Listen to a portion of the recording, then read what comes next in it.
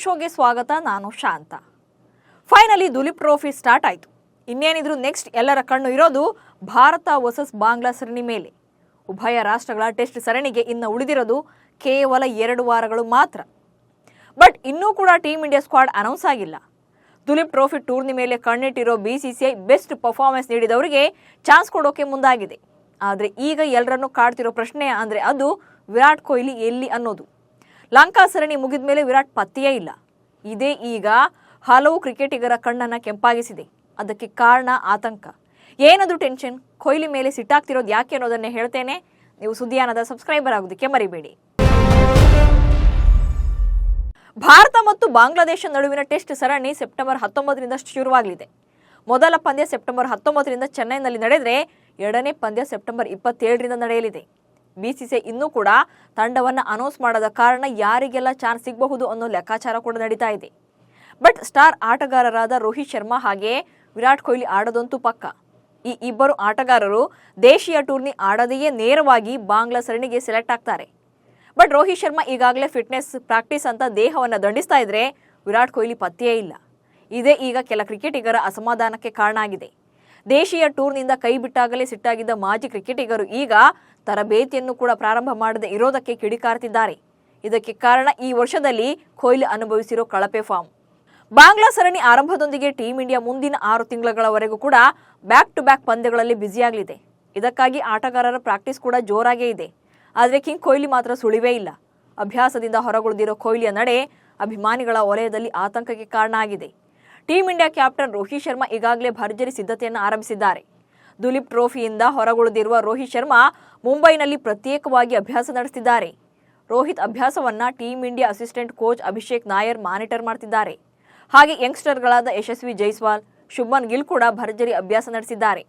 Fitness ಕಡೆಗೆ ಜೈಸ್ವಾಲ್ ಗಮನ ಹರಿಸಿದ್ರೆ Shubman Gill batting ಮೇಲೆ ಫೋಕಸ್ ಮಾಡ್ತಿದ್ದಾರೆ. ಹಾಗೆ ಬಹುತೇಕ ಆಟಗಾರರೆಲ್ಲ ದುಲೀಪ್ ಟ್ರೋಫಿಯಲ್ಲಿ ಇದ್ದಾರೆ. ಆದರೆ ತಂಡದ ಪ್ರಮುಖ ಆಟಗಾರ ವಿರಾಟ್ ಕೊಹ್ಲಿ ಮಾತ್ರ ಕಾಣೆಯಾಗಿದ್ದಾರೆ. ಶ್ರೀಲಂಕಾ ಪ್ರವಾಸದ ಏಕದಿನ ಸರಣಿಗಾಗಿ ಲಂಡನ್ನಿಂದ ನೇರವಾಗಿ ಕೊಲಂಬೋಗೆ ಬಂದಿಳಿದಿದ್ದ ಕೊಹ್ಲಿ ಸರಣಿ ಅಂತ್ಯದ ಬಳಿಕ ಮತ್ತೆ ಲಂಡನ್ಗೆ ಹಾರಿದರು. ಇದೀಗ ಟೆಸ್ಟ್ ಸೀಸನ್ ಆರಂಭಕ್ಕೆ ಕೌಂಟರ್ ಶುರುವಾಗಿದ್ರೂ ಕೂಡ ಕೊಹ್ಲಿಯ ಸುದ್ದಿಯೇ ಇಲ್ಲ. ಸರಣಿಗೆ ಇನ್ನು 2 ವಾರಗಳಷ್ಟೇ ಬಾಕಿ ಉಳಿದಿದೆ. ಶ್ರೀಲಂಕಾ ವಿರುದ್ಧ ಏಕದಿನ ಸರಣಿಯಲ್ಲಿ ಫ್ಲಾಪ್ ಶೋ ನೀಡಿ ಮತ್ತೆ ಲಂಡನ್ಗೆ ತೆರಳಿರೋ ಕೊಹ್ಲಿ ಬ್ಯಾಟ್ ಮುಟ್ಟಿ ಹತ್ತತ್ರ 1 ತಿಂಗಳೇ ಕಳೀತಾ ಬಂತು. ಸುದೀರ್ಘ ದಿನಗಳ ಕಾಲ ಮೈದಾನದಿಂದ ಹೊರಗುಳಿದಿರೋ ಕೊಹ್ಲಿ ಡೈರೆಕ್ಟ್ ಸರಣಿಗೆ ಇಳಿದ್ರೆ ಹಿನ್ನಡೆಯಾಗೋ ಆತಂಕ ಕಾಡ್ತಾ ಇದೆ. ಇನ್ನು ವಿರಾಟ್ ಕೊಹ್ಲಿ ಸೌತ್ ಆಫ್ರಿಕಾ ಪ್ರವಾಸದಲ್ಲಿ ರೆಡ್ ಬಾಲ್ ಕ್ರಿಕೆಟ್ ಆಡಿದ್ದ ಬಳಿಕ ವೈಟ್ ಬಾಲ್ ಫಾರ್ಮೆಟ್ನಲ್ಲಿ ಬ್ಯುಸಿಯಾಗಿದ್ರು. ಅಲ್ಲೂ ಕೂಡ T20 ವಿಶ್ವಕಪ್ನಲ್ಲಿ ಫೈನಲ್ ಪಂದ್ಯವನ್ನು ಹೊರತುಪಡಿಸಿದರೆ ಉಳಿದ ಎಲ್ಲ ಪಂದ್ಯಗಳಲ್ಲಿ ಕೊಹ್ಲಿ ಪ್ರದರ್ಶನ ಅಷ್ಟಕ್ಕಷ್ಟೇ ಇತ್ತು. ಕಳೆದ ತಿಂಗಳ ಆರಂಭದಲ್ಲಿ ಲಂಕಾ ವಿರುದ್ಧ ಸಿದ್ಧತೆಯೇ ಇಲ್ಲದೆ ಅಖಾಡಕ್ಕಿಳಿದಿದ್ದ ಕೊಹ್ಲಿ 3 ಪಂದ್ಯಗಳಲ್ಲಿ ಅಟ್ಟ ಫ್ಲಾಪ್ ಶೋ ನೀಡಿದರು. ಆದರೆ ಪದೇ ಪದೇ ರೆಸ್ಟ್ ಮೊರೆ ಹೋಗ್ತಿರೋದ್ರಿಂದ ಕೊಹ್ಲಿ ಬ್ಯಾಟ್ ಹಳೆ ಖದರ್ನಲ್ಲಿ ಸದ್ದೆ ಮಾಡ್ತಾ ಇಲ್ಲ. 2024ರಲ್ಲಿ 15 ಇನ್ನಿಂಗ್ಸ್ಗಳಲ್ಲಿ ಬ್ಯಾಟಿಂಗ್ ನಡೆಸಿರುವ ವಿರಾಟ್ ಕೊಹ್ಲಿ 296 ರನ್ ಗಳಿಸಿದ್ದಾರೆ. 19.73ರ ಸರಾಸರಿಯಲ್ಲಿ ರನ್ ಗಳಿಸಿರೋ ಕೊಹ್ಲಿ 1 ಸಲ ಮಾತ್ರ ಅರ್ಧಶತಕದ ಗಡಿ ದಾಟಿದ್ದಾರೆ. ಹೀಗಾಗಿ ಪ್ರಾಕ್ಟೀಸ್ ಮಾಡಬೇಕಿತ್ತು ಅನ್ನೋದು ಕೆಲ ಅಭಿಮಾನಿಗಳ ವಾದ. ಆದರೆ ಇನ್ನೂ ಕೆಲ ಫ್ಯಾನ್ಸ್ಗೆ ಕೊಹ್ಲಿ ಅಭ್ಯಾಸವೇ ಬೇಡ, ಬಾಂಗ್ಲಾ ವಿರುದ್ಧ ಸಾಲಿಡ್ ಪರ್ಫಾರ್ಮೆನ್ಸ್ ಕೊಡ್ತಾರೆ ಅಂತಿದ್ದಾರೆ. ಮೊದಲ ಟೆಸ್ಟ್ನಲ್ಲಿ 10 ವಿಕೆಟ್ಗಳ ಭರ್ಜರಿ ಜಯ, ಎರಡನೇ ಪಂದ್ಯದಲ್ಲಿ 5 ವಿಕೆಟ್ಗಳ ಗೆಲುವು. ಇತಿಹಾಸದಲ್ಲೇ ಇದೇ ಮೊದಲ ಬಾರಿಗೆ ಬಾಂಗ್ಲಾದೇಶ ತಂಡ ಪಾಕಿಸ್ತಾನದ ಎದುರು ಟೆಸ್ಟ್ ಕ್ರಿಕೆಟ್ನಲ್ಲಿ ಸರಣಿ ಗೆದ್ದು ಬೀಗಿದೆ. ಅದು ಕೂಡ ಪಾಕ್ ನೆಲದಲ್ಲೇ ಬಗ್ಗು ಬಡಿದು ದಾಖಲೆಯನ್ನು ನಿರ್ಮಿಸಿದೆ. ವಿಶ್ವ ಕ್ರಿಕೆಟ್ನಲ್ಲಿ ಪಾಕಿಸ್ತಾನದ ಮಾನ ಹರಾಜಾಗಿದ್ದು ತೀವ್ರ ಮುಖಭಂಗಕ್ಕೆ ಒಳಗಾಗಿದೆ. 15 ದಿನಗಳ ಹಿಂದೆ ಬಾಂಗ್ಲಾದೇಶದಿಂದ ರಾವಲ್ಪಿಂಡಿಗೆ ಬಂದಿಳಿದಾಗ ಬಾಂಗ್ಲಾದೇಶ ಈ ಸರಣಿ ಗೆಲ್ಲುತ್ತೆ ಅಂತ ಯಾರೂ ಕೂಡ ಇಮ್ಯಾಜಿನ್ ಮಾಡಿರಲಿಲ್ಲ.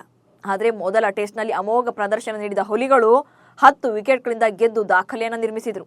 ಆ ಬಳಿಕ ಎರಡನೇ ಟೆಸ್ಟ್ನ ಮೊದಲ ಇನ್ನಿಂಗ್ಸ್ನಲ್ಲಿ ಒಂದು ಹಂತದಲ್ಲಿ 6 ವಿಕೆಟ್ಗೆ 26 ರನ್ ಗಳಿಸಿದ್ದ ತಂಡ ಪಂದ್ಯ ಮಾತ್ರವಲ್ಲದೆ ಸರಣಿ ಗೆಲ್ಲುತ್ತದೆ ಅಂತ ಬಹುತೇಕ ಹೆಚ್ಚಿನವರು ನಿರೀಕ್ಷೆ ಮಾಡಿರಲಿಲ್ಲ. ಆದರೆ ಬಾಂಗ್ಲಾದೇಶ ಅದನ್ನು ಸಾಧಿಸಿ ತೋರಿಸಿದೆ. ಪಾಕಿಸ್ತಾನವನ್ನು ಎರಡನೇ ಟೆಸ್ಟ್ನಲ್ಲಿ 6 ವಿಕೆಟ್ಗಳಿಂದ ಸೋಲಿಸುವ ಮೂಲಕ 2-0 ಅಂತರದಿಂದ ಸರಣಿಯನ್ನು ಕ್ಲೀನ್ ಸ್ವೀಪ್ ಮಾಡಿದೆ. ಈ ಮೂಲಕ T20 ವಿಶ್ವಕಪ್ನಲ್ಲಿ ಕ್ರಿಕೆಟ್ ಶಿಶುಗಳ ಎದುರು ಮಂಡಿಯೂರಿದ ಪಾಕ್ ಕ್ರಿಕೆಟ್ ಸ್ಥಿತಿ ಅದೆಂಥ ಹೀನಾಯ ಮಟ್ಟಕ್ಕೆ ತಲುಪಿದೆ. ಆಟವನ್ನೇ ಮರೆತರ ಪ್ಲೇಯರ್ಸ್ ರ್ಯಾಂಕಿಂಗ್ ಪಟ್ಟಿಯಲ್ಲಿ ಕುಸಿತ ಕಂಡಿದ್ದೇಗೆ ಅನ್ನೋದನ್ನೇ ಹೇಳ್ತೇನೆ ನೋಡಿ. ಟೆಸ್ಟ್ ಕ್ರಿಕೆಟ್ ಇತಿಹಾಸದಲ್ಲಿ ಬಾಂಗ್ಲಾದೇಶ ಮೊನ್ನೆಯ ಸರಣಿವರೆಗೂ ಕೂಡ ಪಾಕ್ ಎದುರು ಗೆದ್ದಿದ್ದೇ ಇಲ್ಲ. ಆದರೆ ಇದೇ ಮೊದಲ ಬಾರಿಗೆ ಪಾಕಿಸ್ತಾನದಲ್ಲಿ ಟೆಸ್ಟ್ ಸರಣಿಯನ್ನು ಬಾಂಗ್ಲಾ ಗೆದ್ದುಕೊಂಡಿದೆ. 2 ಪಂದ್ಯಗಳ ಟೆಸ್ಟ್ ಸರಣಿಗಾಗಿ ಪಾಕಿಸ್ತಾನ ಪ್ರವಾಸ ಮಾಡಿದ್ದ ಬಾಂಗ್ಲಾದೇಶ ತಂಡ ಮೊದಲ ಟೆಸ್ಟ್ನಲ್ಲಿ ಪಾಕಿಸ್ತಾನ ತಂಡವನ್ನು 10 ವಿಕೆಟ್ಗಳಿಂದ ಮಣಿಸಿತ್ತು. ಇನ್ನು ಎರಡನೇ ಪಂದ್ಯವನ್ನು 6 ವಿಕೆಟ್ಗಳಿಂದ ಗೆದ್ದುಕೊಂಡಿತ್ತು. ಎರಡೂ ಪಂದ್ಯಗಳಲ್ಲಿ ಪಾಕಿಸ್ತಾನದ ಬ್ಯಾಟಿಂಗ್ ಮತ್ತು ಬೌಲಿಂಗ್ ತೀರಾ ಕಳಪೆಯಾಗಿತ್ತು. ಪಾಕ್ ಪಡೆಯು ಕಳೆದ 3 ವರ್ಷಗಳಲ್ಲಿ ತವರಿನಲ್ಲಿ 10 ಟೆಸ್ಟ್ ಪಂದ್ಯಗಳನ್ನಾಡಿದೆ. ಆದರೆ ಎಲ್ಲಾ ಪಂದ್ಯಗಳಲ್ಲೂ ಕೂಡ ಸೋಲನ್ನು ಕಂಡಿದೆ. ಆದರೆ ಪಾಕಿಸ್ತಾನ ತಂಡ ತವರಿನಲ್ಲಿ ಟೆಸ್ಟ್ ಪಂದ್ಯ ಗೆದ್ದು ಬರೋಬ್ಬರಿ 1303 ದಿನಗಳೇ ಕಳೆದೋಗಿವೆ. ಈ ಸರಣಿ ಸೋಲಿನ ಕಾರಣದಿಂದಲೇ ಪಾಕ್ ಟೆಸ್ಟ್ ತಂಡದ ನಾಯಕತ್ವದಿಂದ ಬಾಬರ್ ಅಜಂ ಅವರನ್ನು ಕೆಳಗಿಳಿಸಲಾಗಿತ್ತು. ಇದೀಗ ಶಾನ್ ಮಸೂದ್ ಮುಂದಾಳತ್ವದಲ್ಲೂ ಕೂಡ ಬಾಂಗ್ಲಾದೇಶ ವಿರುದ್ಧ ಐತಿಹಾಸಿಕ ಸೋಲನ್ನು ಕಂಡಿದೆ. ಈ ಸೋಲಿನೊಂದಿಗೆ ಪಾಕಿಸ್ತಾನ ತಂಡ ಭಾರೀ ಮುಖಭಂಗಕ್ಕೆ ಒಳಗಾಗಿದ್ದು ತಂಡದ ಪ್ರದರ್ಶನದ ಬಗ್ಗೆ ಮಾಜಿ ಕ್ರಿಕೆಟಿಗರು ಕಿಡಿಕಾರ್ತಿದ್ದಾರೆ. ಇದರ ನಡುವೆ ಐಸಿಸಿ ನೂತನ ಟೆಸ್ಟ್ ರ್ಯಾಂಕಿಂಗ್ ಪ್ರಕಟ ಮಾಡಿದೆ. ಬಾಂಗ್ಲಾದೇಶ ವಿರುದ್ಧ ತವರಿನಲ್ಲಿ 2-0 ಅಂತರದ ಹೀನಾಯ ಸೋಲು ಅನುಭವಿಸಿರುವ ಕಾರಣಕ್ಕೆ 8ನೇ ಸ್ಥಾನಕ್ಕೆ ಪಾಕಿಸ್ತಾನ ಕುಸಿದಿದೆ. ಬಾಂಗ್ಲಾ ಟೆಸ್ಟ್ ಸರಣಿಗೂ ಮೊದಲು ಪಾಕಿಸ್ತಾನ ತಂಡ ಶ್ರೇಯಾಂಕದಲ್ಲಿ 6ನೇ ಸ್ಥಾನದಲ್ಲಿತ್ತು. 1965ರ ನಂತರ ಐಸಿಸಿ ಟೆಸ್ಟ್ ಶ್ರೇಯಾಂಕದಲ್ಲಿ ಪಾಕಿಸ್ತಾನ ತಂಡ ಇಷ್ಟೊಂದು ಕೆಟ್ಟ ಸ್ಥಿತಿಯಲ್ಲಿರೋದು ಇದೇ ಮೊದಲು. ಟೆಸ್ಟ್ ಇತಿಹಾಸದಲ್ಲಿ ಬಾಂಗ್ಲಾದೇಶ ತಂಡ ಈವರೆಗೆ 144 ಟೆಸ್ಟ್ ಪಂದ್ಯಗಳನ್ನಾಡಿದೆ. ಈ ವೇಳೆ ಗೆದ್ದಿರೋದು ಕೇವಲ 10 ಟೆಸ್ಟ್ ಸರಣಿಗಳನ್ನು ಮಾತ್ರ. ಆದರೆ ಈಗ ಶಾನ್ ಮಸೂದ್ ಸಾರಥ್ಯದ ಪಾಕಿಸ್ತಾನ ಎದುರು ಟೆಸ್ಟ್ ಸರಣಿಯನ್ನು ಗೆದ್ದು ಆತ್ಮವಿಶ್ವಾಸದ ಅಲೆಯಲ್ಲಿದೆ. ಇದೇ ತಿಂಗಳಲ್ಲಿ 7 ಪಂದ್ಯಗಳ ಟೆಸ್ಟ್ ಸರಣಿ ಆಡೋಕೆ ಅದೇ ಬಾಂಗ್ಲಾ ತಂಡ ಭಾರತಕ್ಕೆ ಬರಲಿದೆ. ಐಸಿಸಿ ಟೆಸ್ಟ್ ವಿಶ್ವ ಚಾಂಪಿಯನ್ಶಿಪ್ ಭಾಗವಾಗಿ ನಡೆಯಲಿರುವ ಈ ಸರಣಿಯಲ್ಲಿ ಟೀಂ ಇಂಡಿಯಾ ಕ್ಲೀನ್ ಸ್ವೀಪ್ ಮಾಡೋಕೆ ಕಾಯ್ತಾ ಇದೆ. ಆದರೆ ಪಾಕ್ ಎದುರು ಗೆದ್ದಿರೋ ಆತ್ಮವಿಶ್ವಾಸದಲ್ಲಿರುವ ಬಾಂಗ್ಲಾ ಪಡೆ ಪ್ರಬಲ ಪೈಪೋಟಿ ನೀಡೋದಂತೂ ಗ್ಯಾರಂಟಿ. ಟೆಸ್ಟ್ ಕ್ರಿಕೆಟ್ ಅಲ್ಲಿ ಭಾರತ ಮತ್ತು ಬಾಂಗ್ಲಾದೇಶ ತಂಡಗಳು ಈವರೆಗೆ 13 ಬಾರಿ ಮುಖಾಮುಖಿಯಾಗಿವೆ. ಇದರಲ್ಲಿ ಭಾರತ 11-0 ಅಂತರದ ಗೆಲುವಿನ ದಾಖಲೆಯನ್ನು ಹೊಂದಿದೆ. ಇನ್ನು 2 ಪಂದ್ಯಗಳು ಡ್ರಾ ಕಂಡಿವೆ. ಹೀಗಾಗಿ ಭಾರತ ಮತ್ತು ಬಾಂಗ್ಲಾ ಸರಣಿ ಈ ಬಾರಿ ಭಾರಿ ಕುತೂಹಲ ಮೂಡಿಸಿದೆ.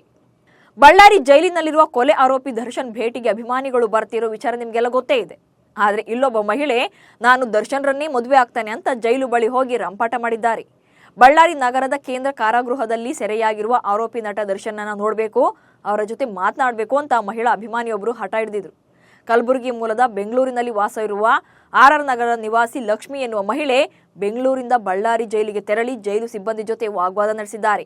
ರಕ್ತ ಸಂಬಂಧಿಗಳಿಗೆ ಹಾಗೆ ಪತ್ನಿಗೆ ಮಾತ್ರ ಭೇಟಿಗೆ ಅವಕಾಶ ಇರೋದು ಅಂತ ಪೊಲೀಸರು ಹೇಳಿದ್ದಕ್ಕೆ ನಾನು ದರ್ಶನ್ರನ್ನ ಮದುವೆ ಆಗೋಕೆ ರೆಡಿ ಇದ್ದೇನೆ ಅಂದಿದ್ದಾಳೆ. ಹಿಂದಿರ್ಲಿಲ್ಲ ಅವರು ವಿಜಯಲಕ್ಷ್ಮಿ ಅಂತ ಅವ್ರು ಒಬ್ಬರೇ ಹೇಳ್ತಿ. ಇವಾಗ ನಾನೇ ಇಷ್ಟ ಅವ್ರನ್ನ ನನಗೆ ಅವ್ರು ಇಷ್ಟ ನಾನು ಮಾಡ್ಕೋಬೇಕು ಅಂತ ರೆಡಿ ಆಗಿದ್ದೀನಿ. ಆಯ್ತಾ ದರ್ಶನ್ನೇ ನನ್ಗಿಷ್ಟ ದರ್ಶನ್ ಆಯ್ತಾ. ಇವಾಗ ಹೋಗ್ಲೇಬೇಕು, ಒಳಗೆ ಮಾತಾಡಲೇ ಬರಲೇಬೇಕು. ಆದಾಯಕ್ಕಿಂತ ಅಧಿಕ ಆಸ್ತಿ ಸಂಪಾದನೆ ಪ್ರಕರಣಕ್ಕೆ ಸಂಬಂಧಿಸಿದಂತೆ ಡಿಸಿಎಂ ಡಿಕೆ ಶಿವಕುಮಾರ್ ವಿರುದ್ಧ ಶಾಸಕ ಬಸನಗೌಡ ಪಾಟೀಲ್ ಯತ್ನಾಳ್ ಸುಪ್ರೀಂ ಕೋರ್ಟ್ ಮೆಟ್ಟಿಲೇರಿದ್ದಾರೆ. ಹೈಕೋರ್ಟ್ ಆದೇಶದ ಅನ್ವಯ ಸುಪ್ರೀಂ ಕೋರ್ಟ್ಗೆ ಮೇಲ್ಮನವಿ ಅರ್ಜಿಯನ್ನ ಸಲ್ಲಿಕೆ ಮಾಡಿದ್ದಾರೆ. ಡಿಕೆ ಶಿವಕುಮಾರ್ ವಿರುದ್ಧ ದಾಖಲಾಗಿದ್ದ ಆದಾಯಕ್ಕಿಂತ ಅಧಿಕ ಆಸ್ತಿ ಸಂಪಾದಿಸಿದ ಪ್ರಕರಣದ ತನಿಖೆಯನ್ನ ಸಿಬಿಐ ನಡೆಸ್ತಾ ಇದೆ. ಸಿಬಿಐಗೆ ನೀಡಿದ ತನಿಖೆಯನ್ನ ರಾಜ್ಯ ಸರ್ಕಾರ ಹಿಂಪಡೆದಿತ್ತು. ಸರ್ಕಾರದ ಈ ನಿರ್ಧಾರವನ್ನು ಪ್ರಶ್ನಿಸಿ ಸಿಬಿಐ ಮತ್ತು ಶಾಸಕ ಯತ್ನಾಳ್ ಹೈಕೋರ್ಟ್ಗೆ ಅರ್ಜಿಯನ್ನು ಸಲ್ಲಿಸಿದರು. ನಾಸಾ ಗಗನಯಾತ್ರಿಗಳಾದ ಬಚ್ ವಿಲ್ಮೋರ್ ಹಾಗೆ ವಿನಿತಾ ಸುಲಿಯಮ್ಸ್ ಭೂಮಿಗೆ ವಾಪಸ್ಸಾಗಲಿರುವ ಬೋಯಿಂಗ್ ಸ್ಟಾರ್ ಲೈನರ್ ಏರ್ಕ್ರಾಫ್ಟ್ನ ಸಿದ್ಧತೆಯಲ್ಲಿ ತೊಡಗಿದ್ದಾರೆ. ಆದರೆ ಯಾವುದೇ ಗಗನಯಾತ್ರಿಗಳು ಇಲ್ಲದೆ ಖಾಲಿಯಾಗಿ ಸ್ಟಾರ್ ಲೈನರ್ ಭೂಮಿಗೆ ಮರಳಿದೆ. ಖಾಲಿಯಾಗಿ ತೆರಳುವ ಬದಲು ಈ ನೌಕೆಯಲ್ಲಿ ಕೆಲವು ಕಾರ್ಗೋ ಗೂಡ್ಸ್ಗಳನ್ನ ಗಗನಯಾತ್ರಿಗಳು ಲೋಡ್ ಮಾಡ್ತಾ ಇದ್ದಾರೆ. ಕೊನೆ ಹಂತದ ಪರಿಶೀಲನೆಯಲ್ಲಿ ತೊಡಗಿದ್ದಾರೆ. ಭಾರತೀಯ ಕಾಲಮಾನ ಶನಿವಾರ ಬಾಹ್ಯಾಕಾಶ ನಿಲ್ದಾಣವನ್ನು ಬೋಯಿಂಗ್ ಸ್ಟಾರ್ ಲೈನರ್ ನೌಕೆ ಬೀಳ್ಕೊಡಲಿದೆ. ಇಡೀ ಪ್ರಕ್ರಿಯೆಯನ್ನು ಎಚ್ಚರಿಕೆಯಿಂದ ಆಯೋಜನೆ ಮಾಡಲಾಗ್ತಾ ಇದ್ದು ಸ್ಟಾರ್ ಲೈನರ್ ನೌಕೆಯಲ್ಲಿದ್ದ ಗಗನಯಾತ್ರಿಗಳ ಸೀಟ್ಗಳನ್ನು ಕೂಡ ತೆಗೆದುಹಾಕಲಾಗಿದೆ.